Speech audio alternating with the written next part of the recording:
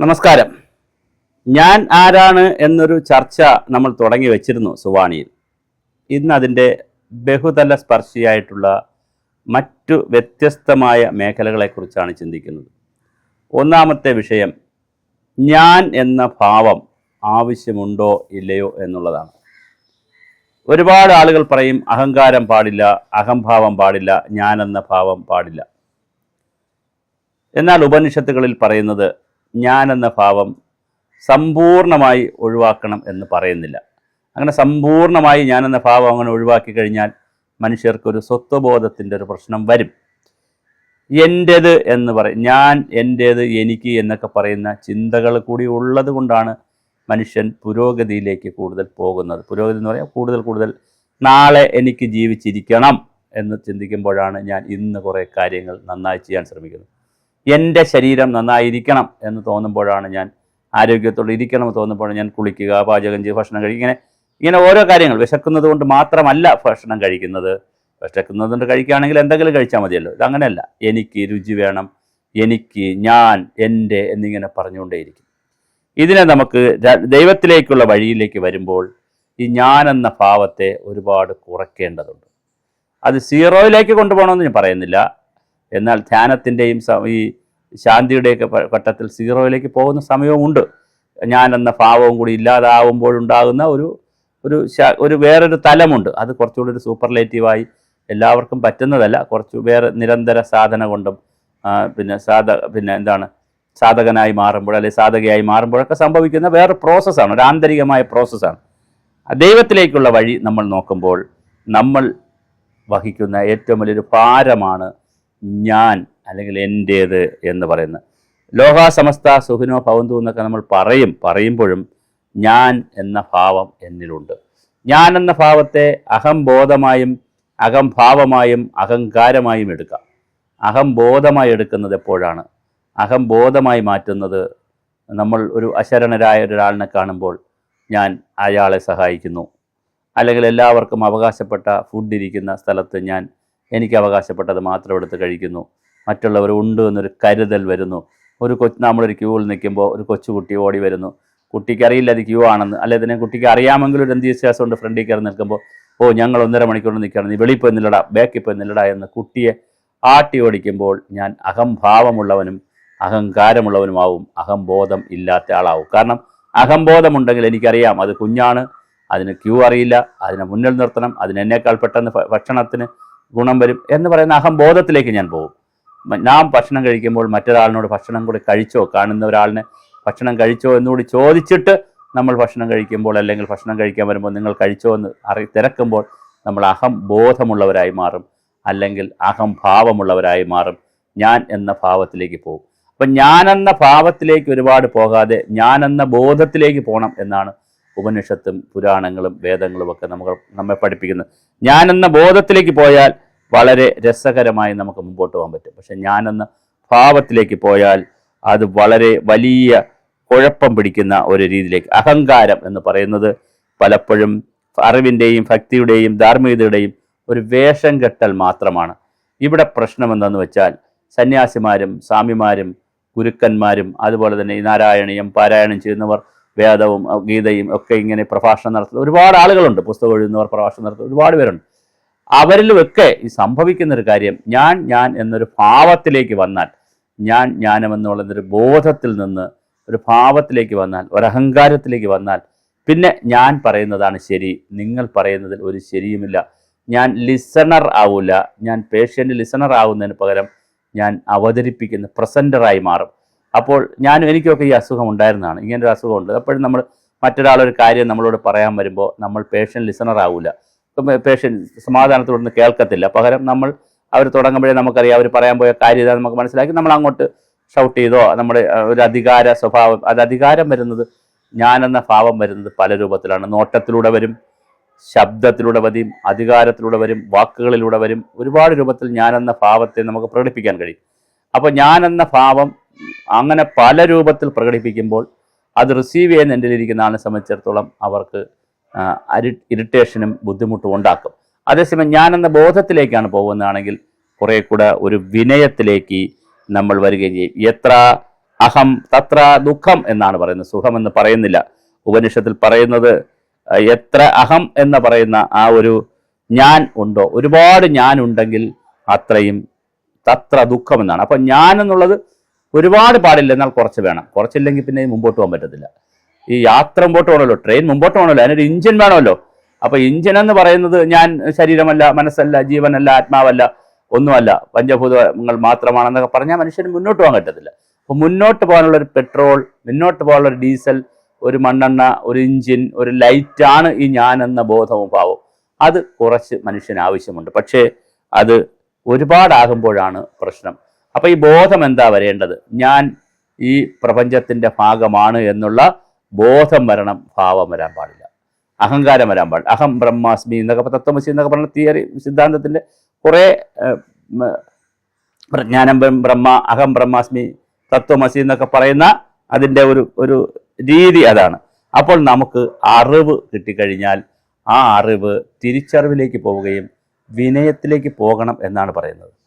ഒന്നാമത്തെ കാര്യം. രണ്ടാമത്തെ കാര്യം, എല്ലാവരിലും അറിവുണ്ട് എന്ന് മനസ്സിലാക്കുന്നിടത്താണ് നമ്മുടെ അറിവ്. ഇതൊരു നല്ല രസകരമായ ഒരു കാര്യമാണ്. തെങ്ങ് കയറാൻ വീട്ടിൽ വരുന്ന ആൾ, തെങ്ങിൽ കയറാൻ വരുന്ന ആളിന് അയാൾ തെങ്ങിൽ കയറുന്ന സ്കില്ല് അയാൾക്കറിയാം, അയാൾക്കറിയാമെന്നുള്ളൊരു അറിവ് നമുക്കുണ്ട്. പക്ഷേ എനിക്ക് ഇതറിയില്ല എന്നൊരു അറിവ് കൂടെ ഉണ്ട്. തെങ്ങിൽ എനിക്ക് കയറാൻ കഴിയില്ല എന്ന് അറിയണമല്ലോ ഞാൻ. അങ്ങനെ ഒരു അറിവ് കൂടി എനിക്ക് ഉണ്ടാകുമ്പോഴാണ് ഞാൻ അറിവിൻ്റെ തിരിച്ചറിവിലേക്ക് പോകുന്നത്. അദ്ദേഹത്തിന് തെങ്ങിൽ കയറാൻ കഴിവുള്ളത് കൊണ്ട് തന്നെ എനിക്ക് തെങ്ങിൽ കയറാൻ കഴിവില്ല എന്ന് കൂടി അറിയുമ്പോഴാണ് ഞാൻ അറിവിൻ്റെ ബഹുതലങ്ങളിലേക്ക് പോകുന്നത്. അങ്ങനെ ഞാൻ അറിവിൻ്റെ ബഹുതലങ്ങളിലേക്ക് പോയാൽ എനിക്ക് അദ്ദേഹത്തെ ബഹുമാനിക്കാൻ പറ്റും, അദ്ദേഹത്തിനുള്ള തെങ്ങിൽ കയറ്റത്തെ എനിക്ക് ബഹുമാനിക്കാൻ പറ്റും. അപ്പോൾ അദ്ദേഹം മനസ്സിലാക്കുന്നത് അദ്ദേഹത്തിന് തെങ്ങിൽ കയറാനുള്ള കഴിവുണ്ടെങ്കിൽ അദ്ദേഹത്തിന് എഴുതാനും പുസ്തകം പോലുള്ള അല്ലെങ്കിൽ പ്രഭാഷണം നടത്താനോ ക്ലാസ് എടുക്കാനുള്ള കഴിവ് കാണില്ല. അതെനിക്കേ കാണത്തുള്ളൂ, അല്ലെങ്കിൽ മറ്റൊരാളിനെ കാണത്തുള്ളൂ. അപ്പോൾ ഇങ്ങനെ ഈ ഒരു പരസ്പരം ഈ അറിയുന്നതിനെയാണ് നമ്മൾ ഒരു അഹംബോധത്തിൻ്റെ ഒരു കാര്യമായി പറയുന്നത്. നമ്മുടെ ശങ്കരാചാര്യർ തന്നെ പറയുന്നത് ഭജ ഗോവിന്ദം എന്നാണ് പറയുന്നത്. ലോകം മുഴുവൻ പറഞ്ഞു നടന്നതാണ് ഭജ ഗോവിന്ദം. അറിവിൻ്റെ അവസാനത്തിൽ ഭക്തിയും സമർപ്പണവും ഒന്നായി വരുമെന്നാണ്. ഭക്തി എന്ന് പറഞ്ഞാൽ തന്നെ ചേർന്ന് നിൽക്കുന്നത്. അമ്പലത്തിൽ ചെന്നിട്ട് ഭക്തിപൂർവ്വം നിൽക്കണമെന്നാണ് പറയുന്നത്. എന്ന് പറഞ്ഞാൽ അടുത്തിരിക്കുന്ന ആളുമായിട്ട് ചേർന്ന് നിൽക്കണമെന്നല്ല, അല്ലെങ്കിൽ തൂണുമായിട്ട് ചേർന്ന് നിൽക്കണമെന്നല്ല. അവിടെ ചെല്ലുമ്പോൾ അവിടുത്തെ ഭാവവുമായി, അത് വളരെ ശ്രദ്ധിക്കേണ്ട ഒരു കാര്യമാണ്. ഗണപതി ക്ഷേത്രത്തിൽ ചെന്ന് അയ്യപ്പ സ്തുതി പാടുന്നവരുണ്ട്, അല്ലെങ്കിൽ സരസ്വതി ക്ഷേത്രത്തിൽ ചെന്നിട്ട് ലക്ഷ്മി സ്തുതി പാടുന്നവരും അയ്യപ്പ അയ്യപ്പ അയ്യപ്പ എന്ന് പാടിക്കൊണ്ട് കൃഷ്ണക്ഷേത്രത്തിൽ പോകുന്നവരുണ്ട്. അതല്ല, അവിടെ വച്ചിരിക്കുന്ന വിഗ്രഹത്തിൻ്റെ ഭാവം എന്താണ്, ആ ഭാവത്തിൻ്റെ ഭക്തി മാർഗത്തിലേക്ക് വരുന്ന അവിടെ ലയിക്കൽ എന്താണ്, അവിടെ ഒരു മനസ്സും ഭക്തൻ്റെ മനസ്സും ദേവൻ്റെ മനസ്സും ദേവിയുടെ മനസ്സും തമ്മിൽ ആ പ്രപഞ്ച മനസ്സ്, അത് പ്രപഞ്ച മനസ്സാണ്, നമ്മുടേത് വ്യക്തിയുടെ മനസ്സാണ്. വ്യക്തിയുടെ മനസ്സും പ്രപഞ്ച മനസ്സും തമ്മിലുള്ള ഒരു സംവേദനമുണ്ടല്ലോ, ഒരു ബ്ലെൻഡിങ് ഉണ്ട്. ആ ബ്ലെൻഡിങ്ങിലൂടെയാണ് നമ്മൾ ഭക്തിയിലേക്ക് പോകുന്നത്. അവിടെ നിന്ന് നമ്മൾ സമർപ്പണത്തിലേക്ക് വരണം. അപ്പോൾ അതൊരു വലിയൊരു പ്രധാനപ്പെട്ട ഒരു നിയമമായി നമ്മൾ മനസ്സിലാക്കണം. അതുപോലെ വളരെ പ്രധാനമാണ് ശാന്തി മനുഷ്യനുണ്ടാകുന്നത്, സമാധാനമുണ്ടാകുന്നത്, ആനന്ദമുണ്ടാകുന്നത് ഈ അഹംബോധത്തിലേക്ക് പോകുമ്പോഴാണ്. അഹംബോധത്തിൽ പോയാൽ വേറൊരു വലിയ ഗുണമുണ്ട്. ഞാൻ വലിയവനാണെന്ന് തോന്നും നമുക്ക്, പക്ഷേ അത് പ്രകടിപ്പിക്കില്ല. വലിയവനാണ് ഞാൻ, കാരണം എന്നാൽ ഈ പ്രപഞ്ചത്തിൻ്റെ ഭാഗമായിട്ടുള്ള സകല ചരാചരങ്ങളുടെയും ബ്രഹ്മത്തിൻ്റെയും ബ്രഹ്മാണ്ടത്തിൻ്റെയും പഞ്ചഭൂതങ്ങളുടെയും പഞ്ചേന്ദ്രങ്ങളുടെയും ഉള്ള വളരെ വലിയൊരു സംവിധാനത്തിൻ്റെ ക്യാൻവാസിൻ്റെ ഭാഗമാണ് ഞാൻ. അതൊരു വലിയ ബോധമാണ്. പക്ഷെ ആ ബോധത്തിലേക്ക് പോകുമ്പോൾ ഞാൻ എന്തിലേക്ക് പോവില്ല? ഞാൻ എൻ്റെ അറിവിൻ്റെ അഹംഭാവത്തിലേക്ക് പോവില്ല, എൻ്റെ അധികാരത്തിൻ്റെ അഹംഭാവത്തിലേക്ക് ഞാൻ പോവില്ല, എൻ്റെ സമ്പത്തിൻ്റെ അഹംഭാവത്തിലേക്ക് ഞാൻ പോവില്ല, എൻ്റെ മറ്റ് താല്പര്യങ്ങളുടെ അഹംഭാവത്തിലേക്ക് ഞാൻ പോവില്ല, അതിൻ്റെ അഹങ്കാരത്തിലേക്കും പോവില്ല. അഹംബോധം വിട്ട് അവിടെ അഹംബോധം എന്ന് പറയുന്ന അറിവിൻ്റെ വിനയപ്പെടലാണ്, അറിവ് കൊണ്ട് വിനയം പ്രാപിക്കലാണ്. അറിവ് കൊണ്ട് വിനയം പ്രാപിക്കുന്ന അഹംബോധത്തിൽ നിന്ന് മാറി അഹംഭാവത്തിലേക്ക് പോകുമ്പോൾ അത് പിന്നെ അടുത്ത് പോകുന്നത് അഹങ്കാരത്തിലേക്കാണ് പോകുന്നത്. ഞാനെന്ന ഭാവം, ഞാനെന്ന അഹങ്കാരം, അത് എങ്ങനെ നമുക്ക് കുറച്ച് കൊണ്ടുവരാൻ പറ്റും എന്നുള്ളതാണ് ഇന്ത്യൻ ആത്മീയതയുടെയും ലോകാത്മീയതയുടെയും ഒക്കെ ഒരു അന്വേഷണം. അപ്പോൾ അതിന് വളരെ പ്രധാനപ്പെട്ട ഒരു കാര്യം മൗനം, വളരെ പ്രധാനപ്പെട്ട ഒരു കാര്യമാണ്. ശബ്ദമുണ്ടാക്കലല്ല, ശബ്ദമില്ലാതിരിക്കലാണ് ഒരു പ്രധാനം. അതുപോലെ തന്നെ ഭക്തി എപ്പോഴാണ് അന്ധതയാകുന്നത്? ഒരു കാരണവശാലും ഭക്തി അന്ധതയാകാൻ പാടില്ല. ധ്യാനമെന്ന് പറയുന്നതും അന്ധതയിലേക്ക് പോകാനുള്ളതല്ല. അപ്പോൾ തീർച്ചയായിട്ടും മാനവ ചരിത്രത്തിൽ, മനുഷ്യൻ്റെ ജീവിത ചരിത്രത്തിൽ ഞാനീ പറഞ്ഞതുപോലെ ഞാൻ എന്ന ഭാവം കൊണ്ടുപോകുന്നതിൽ വളരെ വലിയ അപകടം കിടപ്പുണ്ട്. പക്ഷേ അങ്ങനെ ഒരു ഭാവമില്ലെങ്കിൽ നമുക്ക് എന്ത് ചെയ്യാനും കഴിയില്ല, മുന്നോട്ട് പോകാനും കഴിയില്ല. അത് നമ്മൾ മനസ്സിലാക്കിയിരിക്കേണ്ടുന്ന വളരെ രസകരമായിട്ടുള്ളൊരു കാര്യമാണ്. ഞാൻ മറ്റൊരു കാര്യം കൂടി സൂചിപ്പിക്കാം. ഇതിൻ്റെ മറ്റൊരു ഭാഗം കൂടി നമുക്ക് സൂചിപ്പിക്കാം. അതായത് മനുഷ്യൻ വളരെ ആഴത്തിലുള്ള ഒരു വിഷയമാണ്. ഞാൻ വെറും പേരല്ല, വെറും ശരീരമല്ല, തിരിച്ചറിവല്ല, ഞാൻ വെറും ഒരു തിരിച്ചറിയലുമല്ല. ഞാൻ എന്ന് പറയുന്നത് ഞാൻ ശരി നീ തെറ്റ് എന്ന് പറയുമ്പോൾ, അല്ലെങ്കിൽ എനിക്കിത് കൊള്ളാം നിനക്ക് ദയ്യം എന്നൊക്കെ പറയുന്ന കുറേ കാര്യങ്ങളുള്ളപ്പോൾ അവിടെ ഒരു ദ്വന്ദ്വത്വമുണ്ട്. എന്ത് ഞാനുമുണ്ട്, എനിക്ക് എന്നുള്ളതുമുണ്ട്, ഞാനുമുണ്ട്, എൻ്റേത് എന്നുള്ളതുമുണ്ട്. പക്ഷെ അഹംബോധത്തിൽ അങ്ങനെയില്ല. അഹംഭാവത്തിലാണ് എനിക്ക് എൻ്റേത് അങ്ങനെ വരും. അഹംബോധത്തിൽ വരുമ്പോൾ ഞാൻ മാത്രമേ ഉള്ളൂ. ആ ഞാനെന്ന് പറയുന്നിടത്ത് എൻ്റേത് മാത്രമല്ല, എല്ലാവരുടേതുമാണ്. ആ ബോധത്തിൽ എനിക്ക് മാത്രമല്ല, എല്ലാവർക്കുമുള്ളതാണ്. ഇവിടെയാണ് കുമാരനാശാൻ എന്നൊക്കെ പറയുന്ന സ്നേഹമാണെങ്കിൽ സാരമൊഴിയിൽ സ്നേഹിക്കുക നിന്നെ നീ ദ്രോഹിക്കുക ജനത്തെ എന്നൊക്കെ പറയുന്ന ആ സങ്കല്പങ്ങളും, ഗുരുദേവൻ പറയുന്ന ഒരു ജാതി, ഒരു മതം, ഒരു ദൈവം, അല്ലാതെ ഈഴവരും നമ്പൂതിരി നായരും ഇല്ലാത്ത ജാതി, ആ അർത്ഥത്തിലല്ല. അത് വേറെ ഭൗതികാർത്ഥത്തിൽ അല്ലെങ്കിൽ വ്യവഹാരിക അർത്ഥത്തിൽ എടുത്തോളൂ, അതൊന്നും ഇല്ലാത്ത മനുഷ്യരാണെന്ന്. പക്ഷെ യഥാർത്ഥത്തിൽ പറയുന്ന ഈ അഹംബോധമാണ് അവരെല്ലാം പറയാൻ ശ്രമിച്ചത്. അഹംബോധമെന്ന് പറയുന്നത് ഈ പറയുന്ന ഞാൻ എന്ന ഉന്മ, ഞാൻ എന്ന ബോധം, അതാണ് പ്രധാനം. അത് ഒരു അറിവാണ്, ഒരു തിരിച്ചറിവാണ്. അപ്പോൾ അത് കേവലം ശരീരത്തെ മാത്രമല്ല അവിടെ ഞാൻ കാണുന്നത്. ആ ശരീരത്തിൻ്റെ സ്ഥാനത്തിന് അറിവിനെയും സമ്പത്തെയും ഒക്കെ നമ്മൾ ഞാനാക്കി മാറ്റും. സ്ഥാനത്തിന് ഞാൻ, അറിവിനെ ഞാൻ, സമ്പത്തിനെ ഞാൻ. ഇങ്ങനെ വരുമ്പോഴാണ് അപമാനവും വരും, അഭിമാനം വരും. അഭിമാനമെന്ന് പറയുന്നതും ഇതുപോലെ ഇരുതലയുള്ള ഒരു വാളാണ്. ഈ അഭിമാനമെന്ന് പറയുന്നത് ഒരു പരിധി വരെ നല്ലതാണ്, പരിധി കഴിഞ്ഞാൽ കുഴപ്പമാണ്. സ്വത്വബോധം എന്നൊരു കാര്യമുണ്ട്. സെൽഫ് എസ്റ്റീം, സ്വയം മതിപ്പ് എന്നൊരു ഘടകമുണ്ട്. സ്വയം മതിപ്പ്, ഒരു സെൽഫ് എസ്റ്റീം നമുക്ക് ആവശ്യമുണ്ട്. പക്ഷേ കൂടിപ്പോയാൽ ഞാൻ എന്നിൽ മതിമറന്നു പോകും. മതിമറന്നാൽ അപകടം പറ്റും. അപ്പോൾ ഇതിൻ്റെ എല്ലാം മധ്യവഴിയാണ്, ഇടയ്ക്കുള്ള മിഡിൽ പാത്ത് എന്താണ്? അപ്പോൾ ഞാൻ എന്ന ഭാവത്തിൻ്റെ മിഡിൽ പാത്തിൽ നിന്നാൽ എനിക്ക് മുന്നോട്ട് പോകാനും പറ്റും, എൻ്റെത് എനിക്ക് എന്നുള്ളതിൻ്റെ മിനിമം ലെവലിൽ എനിക്ക് പോകാൻ പറ്റും. പക്ഷെ ഞാൻ ആ മിഡിൽ പാത്ത് വിട്ട് ഹയർ പാത്തിലേക്ക് പോയാൽ ഞാനെന്ന ഭാവം, ഞാനെന്ന ബോധം, ഞാനെന്ന അഹങ്കാരത്തിലേക്ക് പോവുകയും, ഞാനെന്ന ഭാവത്തിലേക്ക് പോവുകയും, ആ ഭാവം അഹങ്കാരമാവുകയും ഒക്കെ ചെയ്യുമ്പോൾ വീണ്ടും വളരെ വളരെ രസകരമായ കാര്യങ്ങളായിട്ട് നമുക്ക് തോന്നും. അത് നമുക്ക് അതാണ്. അപ്പോൾ ആത്മീയ ദർശനത്തിലെ ഞാനിൽ ഈ പറയുന്ന സംവിധാനങ്ങളൊന്നുമില്ല. അവിടെ ആത്മബോധമാണുള്ളത്. ഞാൻ എന്ന് പറയുന്നത് ആരാണ്? ഒന്നാമത്തെ ബോധം. എനിക്കെന്താണ് വേണ്ടത്? അടുത്ത ബോധം. എനിക്ക് എന്തൊക്കെ ചെയ്യാൻ പറ്റും? അടുത്ത ബോധം. ഞാൻ എന്തൊക്കെ ചെയ്തുകൂടാ? അതും എൻ്റെ ബോധമാണ്, അത് എൻ്റെ ബോധ്യമാണ്, ബോധമാണ്.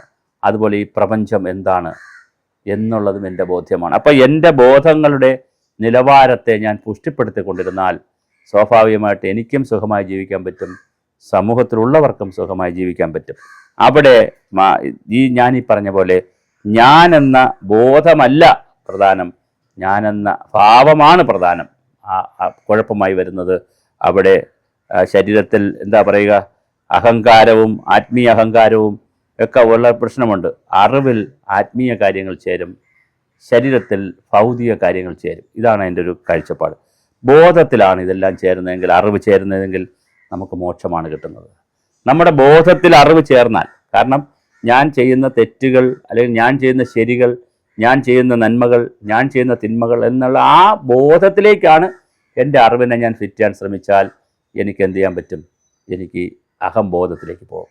ആ അറിവിനെ ഞാൻ സമ്പത്തിലേക്കാണ് ഫിറ്റ് ചെയ്യുന്നതെങ്കിൽ, ആ അറിവിനെ ഞാൻ അധികാരത്തിലേക്കാണ് ഫിറ്റ് ചെയ്യുന്നതെങ്കിൽ, ആ അറിവിനെ മറ്റ് ഘടകങ്ങളിലേക്കാണ് ഫിറ്റ് ചെയ്യുന്നതെങ്കിൽ അതായിരിക്കും മോചിച്ചു വരുന്നത്. അത് എന്നെ അഹംഭാവത്തിലേക്കും അഹങ്കാരത്തിലേക്കും കൊണ്ടുപോകും. അതുകൊണ്ട് അഹംഭാവം എന്ന് പറയുന്നത് കൂടി ഒരു സൂപ്പർലേറ്റീവായി പോയാൽ കുഴപ്പമാണ്, മിനിമം പോയാൽ പ്രശ്നവുമില്ല. മിനിമം പോകുമ്പോൾ അഹംബോധത്തിലേക്ക് പോകും. അപ്പോൾ അഹംബോധം എന്നുള്ള ഒരു കാഴ്ചപ്പാട് നമ്മൾ ശ്രദ്ധിച്ചാൽ നമുക്ക് പിന്നെ പല കാര്യങ്ങളും നിയന്ത്രിക്കാൻ. പക്ഷേ ഇത് എളുപ്പമല്ല. നേരത്തെ എളുപ്പമല്ല എന്ന് പറയാൻ കാരണം നമുക്കറിയാം ഞാൻ ഡയബറ്റിക്കാണ്, അല്ലെങ്കിൽ എനിക്ക് ഹൈ പ്രഷറുണ്ട്, അല്ലെങ്കിൽ ലോ പ്രഷറുണ്ട്, അല്ലെങ്കിൽ ലോ ഡയബറ്റിക്കാണ്, അല്ലെങ്കിൽ ഷുഗർ കൂടിയ ആളാണ്, ഇങ്ങനെ പല കാര്യങ്ങളും അറിയാം. പക്ഷെ അറിയാമെങ്കിലും എന്നെ ഹോണ്ട് ചെയ്തുകൊണ്ടിരിക്കും. ഞാൻ ലഡു കഴിച്ച് പരിചയമുള്ള ആളായതുകൊണ്ട്, ജിലേബി കഴിച്ച് പരിചയമുള്ള ആളായതുകൊണ്ട്, ഐസ്ക്രീം കഴിച്ച് പരിചയമുള്ള ആളായതുകൊണ്ട്, മധുര പദാർത്ഥങ്ങൾ എൻ്റെ ശരീരത്തിനും നാവിനുമൊക്കെ തരുന്ന ഒരു രുചിയുണ്ടല്ലോ. എൻ്റെ ശരീരത്തിന് തരുന്ന, വായ്ക്കകത്ത് തരുന്ന, ഒരു നാക്കിന് തരുന്ന വല്ലാത്ത രുചിയാണ് ഈ മധുരം തരുന്നത്. അത് കാണുമ്പോൾ ഞാൻ അറിയാതെ എൻ്റെ വായിൽ സലൈവ വരികയും, ഞാനെന്ന് പറഞ്ഞ് പ്രതീകമായി പറഞ്ഞതാണ്, സലൈവ വരികയും, അല്ലെ നമ്മളുടെ വായിൽ സലൈവ വരികയും, പെട്ടെന്ന് എനിക്കത് കഴിക്കണമെന്നുള്ളൊരു ചിന്ത എൻ്റെ തലച്ചോറിന് കൊടുക്കുകയും, നേരത്തെ ഞാൻ കഴിച്ചതിൻ്റെ ആ ഗുണഫലങ്ങളെല്ലാം എൻ്റെ തലച്ചോറിൽ കയറി വരികയും, അതെടുത്ത് കഴിക്കാൻ തോന്നുകയും ചെയ്യുന്ന, എനിക്കും കൂടെ തരൂ, ഞാനും കൂടെ കഴിക്കട്ടെ കുറച്ചെങ്കിലും എന്ന് തോന്നുന്ന ഒരു ചിന്തയിലേക്ക് വരും.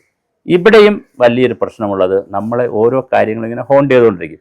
ഈ ഹോണ്ട് ചെയ്യുന്ന കാര്യങ്ങളെ നമുക്ക് എന്ത് ചെയ്യേണ്ടതുണ്ട്? മാറ്റിയെടുക്കുക എന്ന് പറയുന്നത് ഒരു വികാര ചിന്തകളാണ്. ഈ വികാരത്തിൻ്റെയും വിചാരത്തിൻ്റെയും തലത്തിൽ നിന്ന് നമ്മൾ ചിന്തിക്കുമ്പോഴാണ്, കേവല വികാരത്തിൻ്റെ തലത്തിലാണ് നമ്മൾ പലപ്പോഴും നിൽക്കേണ്ടി വരുന്നത്. അങ്ങനെ വികാരത്തിൻ്റെ തലത്തിൽ നിൽക്കുമ്പോഴാണ് നമ്മൾ അറിവിൻ്റെ മറ്റൊരു തലത്തിലേക്ക് നമുക്ക് പോകാൻ കഴിയാതെ, അഹംബോധത്തിലേക്ക് പലപ്പോഴും പോകാൻ കഴിയാത്ത ഒരു സാഹചര്യം വരുന്നത്. അപ്പോൾ ഇത് വളരെ രസകരമായി നന്നായി നമുക്ക് പഠിക്കാൻ പറ്റുന്ന ഒരു കാര്യമാണ്. അതുകൊണ്ട് തന്നെ പിന്നെ അഹവും ബോധവും തമ്മിലുള്ള ഒരു വ്യത്യാസമുണ്ട്.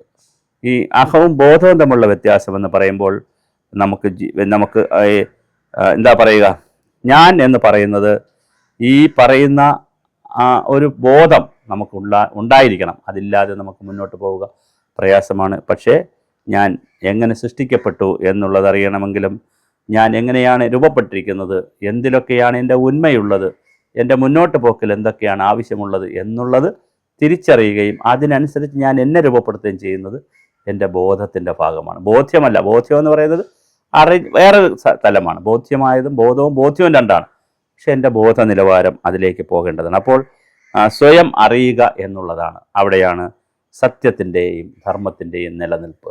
സത്യധർമാദികളുടെ നിലനിൽപ്പ് എന്ന് പറയുന്നത് സ്വയം അറിയുക എന്നുള്ളിടത്താണ്. മറ്റൊരാളിന് അത് എടുത്തു തരാൻ കഴിയില്ല, മറ്റൊരാളിന് എടുത്തുകൊണ്ട് പോകാനും കഴിയില്ല. എടുത്തു തരാൻ കഴിയാത്ത, എടുത്തുകൊണ്ട് പോകാൻ കഴിയാത്ത, പകർന്നു തരാൻ കഴിയാത്ത, പകർത്തിയെടുക്കാൻ കഴിയാത്ത ഒന്നാണ് ഈ ബോധ നിലവാരം. അതിനെ നമ്മൾ എങ്ങനെ വളർത്തിയെടുക്കും എന്നതിനനുസരിച്ചാണ് നമുക്ക് കൂടുതൽ മുന്നോട്ട് പോകാൻ കഴിയുന്നത്. അപ്പം ഞാൻ എന്നതിൻ്റെ സൂപ്പർലേറ്റീവിലേക്ക് കയറുമ്പോഴാണ് നമുക്ക് വാദം പിന്നെ കൂടും. ഞാനെന്ന സൂപ്പർലേറ്റീവ് കുറയുമ്പോൾ നമുക്ക് വാദം കുറയും. കേൾക്കാനും കേൾപ്പിക്കാനും നിൽക്കുന്ന നമ്മൾ അറിയാനും അറിയിക്കാനും നിൽക്കുന്നവരായി മാറും. ക്ഷമ നമുക്ക് കൂടുതൽ വരും. ബന്ധങ്ങൾ കുറച്ചുകൂടി ശുദ്ധമാകും. മനസ്സ് കുറച്ചുകൂടി ലഘുവാകും. ഉത്തരവാദിത്വങ്ങൾ നമ്മളിൽ നിന്ന് പോകുന്നില്ല. ജോലികൾ പോകുന്നില്ല, കുടുംബം പോകുന്നില്ല. പോകുന്നത് ഈ ഒന്നാണ്. ഏതാണ്? ഈ ഞാൻ എന്ന് പറയുന്ന ഒരു അഹങ്കാര ബോധമാണ് നമുക്ക് പോകുന്നത്. ഞാനില്ലാതെ ജീവിക്കാൻ പറ്റുമോ? ഞാൻ എന്നത് ചുരുങ്ങണം, അപ്പോൾ നമ്മൾ വലുതാവും. പക്ഷേ ഞാൻ ഒട്ടുമില്ലാതെ നമുക്ക് ജീവിക്കാൻ പറ്റുമോ എന്നൊരു ചോദ്യം എടുത്താൽ വളരെ ഒരു രസകരമായ ഉത്തരമാണ് കിട്ടുക. ഒരു തരത്തിലും ഞാനെന്ന ഭാവമേ വേണ്ട. നിഷ്കാമ കർമ്മം എന്നൊക്കെ പറയുന്ന ഒരു തിയറി പറയുന്നുണ്ട്. നിഷ്കാമ കർമ്മമില്ല. എല്ലാ കർമ്മത്തിനും എന്തുണ്ട്? പ്രതിഫലമുണ്ട്, അല്ലെങ്കിൽ ഫലമുണ്ട്. അപ്പോൾ പിന്നെ എന്താണ് നിഷ്കാമം എന്ന് പറയുന്നത്? കാമം എന്ന് പറഞ്ഞാൽ വല്ലാത്ത മോഹങ്ങളും വല്ലാത്ത പ്രണയവും ഭ്രാന്തും, അങ്ങനെ വല്ലാത്ത രീതിയിലേക്കുള്ള അമിതമായിട്ടുള്ള എരിവും പുളിയുമൊക്കെ അമിതമായാലെന്ന് പറയുമല്ലോ. സാധാരണ പറഞ്ഞാൽ സ്നേഹത്തിന് ഒരു പ്രണയം എന്നൊക്കെ നമ്മൾ പറയും. പക്ഷെ അതൊക്കെ മൂത്തുപോയി വട്ടായ പിന്നെ കാമഭ്രാന്തം എന്നൊക്കെ പറയും. നമ്മൾ വേറെ തലത്തിലേക്ക് മാറും.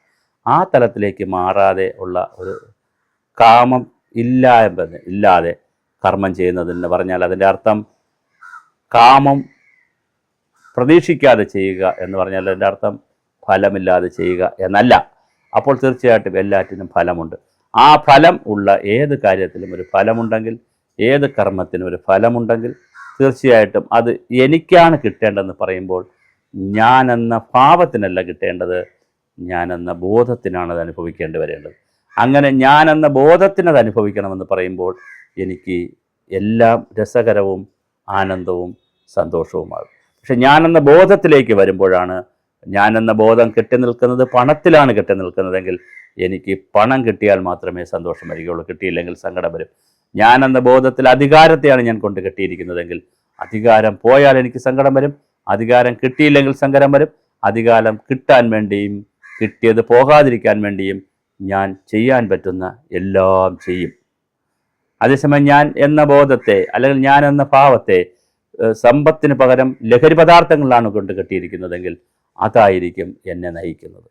അപ്പോൾ ഞാൻ എവിടെയാണോ കൊണ്ട് കെട്ടിയിരിക്കുന്നത്, ഓപ്പോസിറ്റ് സെക്സിലാണ് ഞാൻ കൊണ്ട് കെട്ടിയിരിക്കുന്നതെങ്കിൽ, അല്ലെങ്കിൽ ഭൗതിക വസ്തുക്കളിലാണ് ഞാൻ കൊണ്ട് കെട്ടിയിരിക്കുന്നത്, ഏത് കുറ്റിയിലാണ് ഞാനിത് കൊണ്ട് കെട്ടിയിരിക്കുന്നത്, ഞാനെന്ന ബോധത്തെ, അതിനനുസരിച്ച് പുതിയ ഭാവങ്ങൾ രൂപപ്പെട്ടു വരും.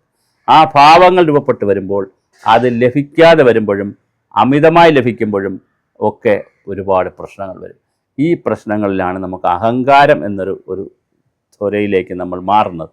ഇത് നമ്മളൊന്ന് ശ്രദ്ധിച്ചാൽ ഈ അഹംഭാവത്തിൻ്റെയും അഹങ്കാരത്തിൻ്റെയും തലം ഒന്ന് കുറച്ച് അഹംബോധത്തിൻ്റെ തലത്തിലേക്ക് മനുഷ്യർ മാറുന്നത് എങ്ങനെ? ഇതൊരു യാത്രയാണ്.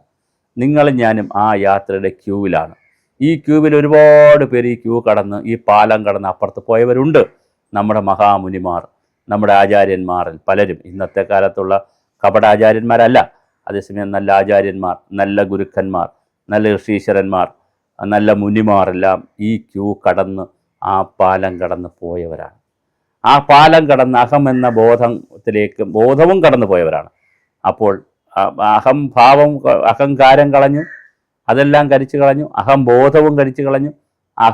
അഹംഭാവവും കരിച്ചു കളഞ്ഞു. അഹംബോധവും ഒരു പരിധിവരെ ഉപേക്ഷിച്ചിട്ട് കഴിഞ്ഞ് അപ്പുറത്തേക്ക് പോയ സൂപ്പർലേറ്റീവ് ഡിഗ്രികൾ എടുത്തിട്ടുള്ള ആളുകളാണ്.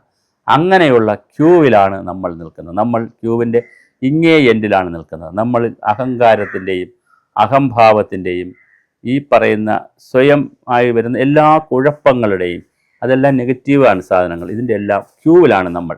അപ്പോൾ മാനവരാശി ഈ ക്യൂവിൽ നിന്ന് അടുത്ത ക്യൂവിലേക്ക് കയറി, അതിൻ്റെ അടുത്ത ക്യൂവിലേക്ക് കയറി. ഇപ്പോൾ നമ്മൾ ക്ഷേത്രത്തിലൊക്കെ സന്ദർശിക്കാൻ പോകുമ്പോൾ ഒരു ക്യൂ, ആദ്യത്തെ പ്രൈമറി ക്യൂ കാണും. പ്രൈമറി ക്യൂവിൽ നിന്നൊരു സെക്കൻഡറി ക്യൂ കാണും. അപ്പോൾ അവിടെ ഇരിക്കാനൊക്കെ പറ്റും. അവിടെ ചിലപ്പോൾ വെള്ളമൊക്കെ തരും. കുറച്ചുകൂടെ അടുത്ത ക്യൂവിലോട്ട് ചെല്ലുമ്പോൾ കുറച്ചുകൂടി നല്ല ഫാനൊക്കെ ഇട്ട്, ഇങ്ങനെ ഓരോ സ്റ്റേജ് കഴിഞ്ഞൊരു 4 സ്റ്റേജൊക്കെ കഴിയുമ്പോഴായിരിക്കും നമുക്ക് ക്ഷേത്രത്തിൽ കയറാൻ പറ്റുന്നത്. 2-3 മണിക്കൂർ. ഇപ്പോൾ ഗുരുവായൂരൊക്കെ ചെന്നാൽ അങ്ങനെയാണ്. ശബരിമല വേറെ തലമാണ്. ഇപ്പോൾ മൂകാംബികയിലൊക്കെ പോയാലൊക്കെ അങ്ങനെ നമ്മൾ ഇങ്ങനെ ഓരോ തലവും കടന്നു പോകണം. അപ്പോൾ അത് പോലെയാണ് മനുഷ്യൻ്റെ ജീവിതത്തിൻ്റെ തലങ്ങൾ. നിങ്ങളും ഞാനുമൊക്കെ ഈ ക്യൂവിലാണ്. ക്യൂവിൽ നിൽക്കുന്നവരിൽ ഏറ്റക്കുറച്ചിലുണ്ട്. കുറച്ച് പേർ ക്യൂവിൻ്റെ പ്രത്യേകത മനസ്സിലാക്കി നിൽക്കുന്നവരാണ്, കുറച്ച് പേർ പിറകിൽ നിൽക്കുന്നതേ ഉള്ളൂ. അതിൽ നമുക്ക് പ്രശ്നമില്ല. പക്ഷേ നമ്മൾ ക്യൂവിലെങ്കിലും കയറിയില്ലെങ്കിൽ, ക്യൂവിന് പുറത്ത് നിന്ന് മാറി നിന്ന് നമ്മൾ കാഴ്ചക്കാരായി നിൽക്കുന്ന കുറച്ച് പേരുണ്ട്, കുറ്റം പറയാൻ നിൽക്കുന്ന കുറച്ച് പേരുണ്ട്, സംശയാസ്പദത്തോടുകൂടി നിൽക്കുന്ന കുറച്ച് പേരുണ്ട്, ഇതിൽ വിശ്വാസമില്ലാത്ത കുറച്ച് പേരുണ്ട്. അതേസമയം ഇത് മനോഹരമായൊരു ക്യൂ ആണ്.